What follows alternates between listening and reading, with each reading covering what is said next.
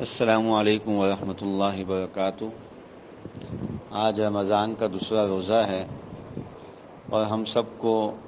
یہ بات بہت زیادہ غور کرنے اور سوچنے کی ہے کہ یہ ہم سب کی زندگی کا ایک خوفناک ترین رمضان ہے، جس میں اللہ رب العالمین نے ہمیں آزادی کے ساتھ مسجدوں میں آنے جانے سے روک دیا، حرمین شریفین میں عمرہ کرنے آنے والوں کو، طواف کرنے آنے والوں کو روک دیا، مسجد نبوی میں روزہ افطار کرنے والوں کو، رسول اللہ صلی اللہ علیہ وسلم کی خدمت میں سلام پیش کرنے والوں کو، درود و سلام پڑھنے والوں کو، آہوازاری کرنے والوں کو روک دیا، رائے ونڈ اور اس کی شاخوں سے تبلیغی جماعت کے سفروں کو روک دیا، مدرسوں میں قرآن کریم پڑھنے والے بچوں کو، ننھے بچے اللہ اللہ پڑھتے تھے، اس سے روک دیا، تمام مدارس بند ہو گئے۔ اس عجیب و غریب قسم کی صورتحال میں دیکھا جائے تو یہ ایک خوفناک رمضان اس بات کی طرف بھی ہمیں توجہ دلا رہا ہے کہ اللہ ہم سے ناراض ہیں، اللہ ہم سے خفا ہیں، اللہ کو راضی کرنے کی ضرورت ہے،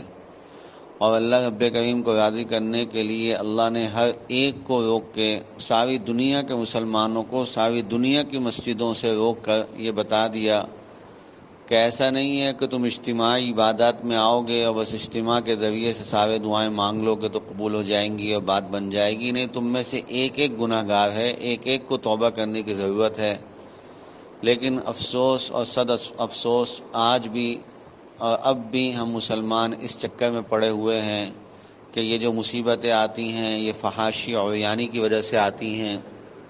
یہ جو مصیبتیں آتی ہیں یہ جھوٹ بولنے والوں کی وجہ سے اور ناپ تول میں کمی کرنے والوں کی وجہ سے آتی ہیں۔ یہ سب باتیں بھی اپنی جگہ ٹھیک ہیں، لیکن اس موقع پہ انفرادی حیثیت سے یہ سوچ کر اپنے آپ کو بچانے کا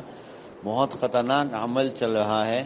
کہ ہم یہ کہہ کے جان چھڑا لیتے ہیں کہ یہ تو ناچ گانے کی وجہ سے آتی ہیں اور بے حیا عورتوں کی وجہ سے اور فحاشی اور عریانی پھیلانے والوں کی وجہ سے، ناپ تول میں کمی کرنے والوں کی وجہ سے یہ مصیبتیں آتی ہیں، تو مطلب ہم تو یہ کام نہیں کرتے، جو کرتے ہیں تو یہ ان کی وجہ سے آ رہی ہیں۔ نہیں میرے محترم دوستوں، بزرگوں، بھائیوں، بہنوں، یہ ہم سب کے سب گناہوں کا اس میں عمل دخل ہے۔ ہمیں چھوٹے سے چھوٹے گناہ کو بھی چھوٹا نہیں سمجھنا، ہمیں ہر قسم کے گناہ سے، چاہے وہ غیبت کا گناہ ہے، چاہے وہ جھوٹ کا گناہ ہے، چاہے وہ بد نظری کا گناہ ہے، کوئی بھی گناہ ہے، ہم میں ہر ایک مبتلا ہے کسی نہ کسی درجے میں۔ ہمیں سب کو توبہ کرنے کی شدید ضرورت ہے، اور یہ اللہ تعالیٰ نے جو ہمیں اس قسم کی محرومی سے دوچار کیا ہے، تو ذرا سوچئے کہ جب وہ ہمیں دنیا میں اپنے گھروں میں آنے سے اس نے منع کر دیا، عمرہ کرنے جانے سے منع کر دیا،